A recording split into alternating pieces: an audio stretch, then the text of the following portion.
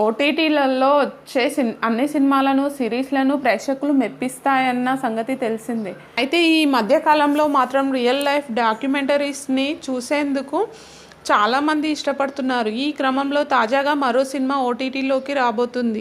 ఓటీటీలో ఎన్నో సినిమాలు సిరీస్లు వస్తూనే ఉన్నా సరే డాక్యుమెంటరీస్కు మాత్రం స్పెషల్ ప్లేస్ ఉంటుంది. ఈ క్రమంలో ఇప్పటి వరకు ఓటీటీలోకి వచ్చిన అన్ని డాక్యుమెంటరీ మూవీస్ సిరీస్లను ప్రేక్షకులు చూస్తూనే ఉన్నారు.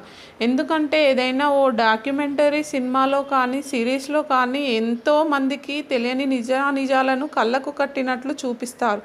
దీనితో అసలు అక్కడ ఏం జరిగిందో తెలుసుకునేందుకు ప్రేక్షకులు మరింత ఆసక్తి చూపిస్తూ ఉంటారు. ఈ క్రమంలో మరొక ఇంట్రెస్టింగ్ డాక్యుమెంటరీ సైలెంట్గా ఓటీటీలోకి వచ్చేసింది.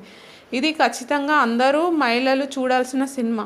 మరి ఈ సినిమా ఏంటి, ఎక్కడ స్ట్రీమింగ్ అవుతుంది అనే విషయాలను చూసేద్దాం. ప్రతిరోజు వార్తాపత్రికలలో, న్యూస్ ఛానల్స్లో మహిళలపై పెరుగుతున్న అఘాయిత్యాలను చూస్తూనే ఉన్నాం. కానీ దాని గురించి గట్టిగా ప్రశ్నించేవారు మాత్రం లేరు.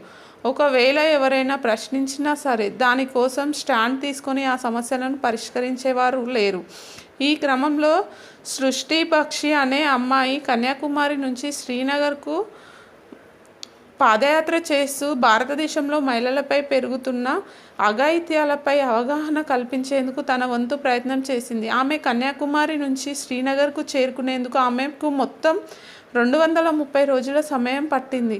3800 కిలోమీటర్ల పాటు నడక ప్రయాణాన్ని కొనసాగించి రికార్డు క్రియేట్ చేసింది. ఇదే స్టోరీని ఇప్పుడు ఓ డాక్యుమెంటరీగా తీసుకుని వచ్చారు.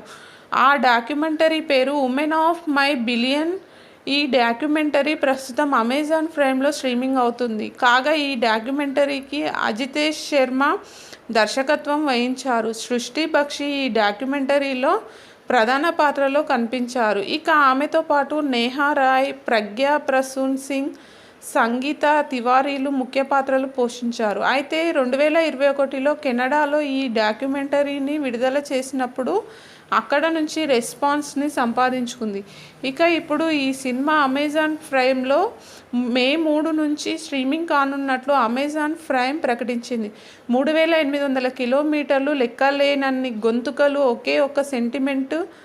మహిళలపై హింస సాంస్కృతికం కాదు, ఇది నేరము, ఇది ఎప్పటికీ ఆమోదయోగ్యం కాదంటూ అమెజాన్ ప్రైమ్ ప్రకటించింది. కాబట్టి ఇది ప్రతి మహిళ తప్పకుండా చూడాల్సిన డాక్యుమెంటరీ.